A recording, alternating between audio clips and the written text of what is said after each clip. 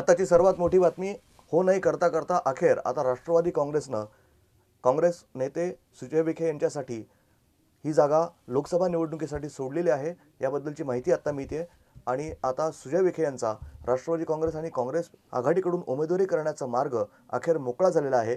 गेल्या अनेक दिवसापासून सुजय विखे नक्की काय करणार, अपक्ष निवडणूक लढणार की भाजपात जाणार याबद्दलची उलटसुलट चर्चा सुरू झालेली होती।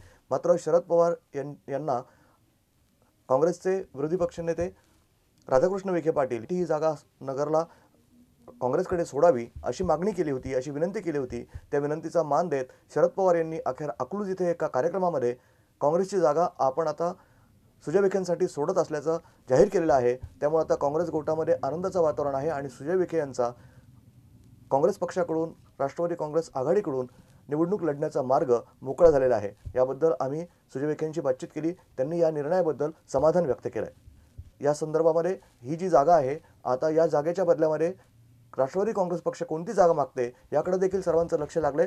दरम्यान पुण्यामध्ये खासदार वंदना चव्हाण या देखील लोकसभा निवडणूक लढवण्यास इच्छुक असून त्यांच्यासाठी पुण्याची लोकसभेची जागा ही काँग्रेस पक्षाकडून काढून राष्ट्रवादी काँग्रेसला मिळावी याकरता देखील प्रयत्न सुरू झालेले आहेत।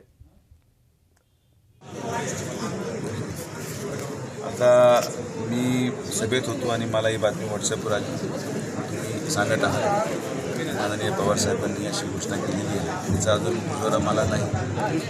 अशी गोष्ट जर झाली असेल तर निश्चित माननीय पवारसाहेबांनी सर्व राष्ट्रवादी काँग्रेसचे सन्माननीय जेवढे लोक असतील, जेवढे नेते असतील, सगळ्यांचे मी मनापासून आभार मानतो की त्यांनी एक विश्वासाने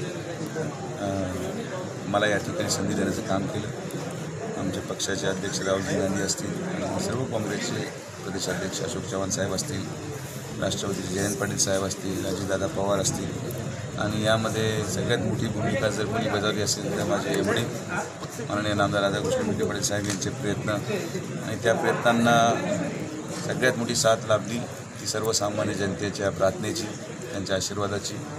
आणि जर ही गोष्ट खरी असेल तसं आपण मला सांगता की प्रेस झाली आणि पवारसाहेब असं म्हटले, मी एवढंच सांगू इच्छितो की आज जो काही त्यांनी या ठिकाणी निर्णय घेतला, मला संधी देण्याचं काम केलं। काँग्रेस आणि राष्ट्रवादी काँग्रेस या दोन्हीही पक्षाचं या जिल्ह्यामध्ये वाढ होईल। सगळे विधानसभा असतील, सगळ्या जिल्हा परिषद आणि स्थानिक स्वराज्य संस्थे निवडणुका असतील, या सगळ्या निवडणुकींमध्ये मी दोन्हीही पक्षाचं प्रामाणिक काम करेल आणि दोन्हीही पक्षाला वाढवण्याचं त्या ठिकाणी जबाबदारी घ्यायला मी तयार आहे।